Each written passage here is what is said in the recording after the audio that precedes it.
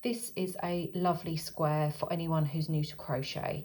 It's called the Sunny Day Square and you can find it for free on my website under the blog section. So the reason why this is really good for beginners to crochet is because the square is just built up using treble crochet, and there's only 3, 4, 5 rounds to make this square. So these are all treble crochet, and then on the outside we've got the final round of double crochet. So then you make the sun motif separately, which is really only a couple of rounds of double crochet.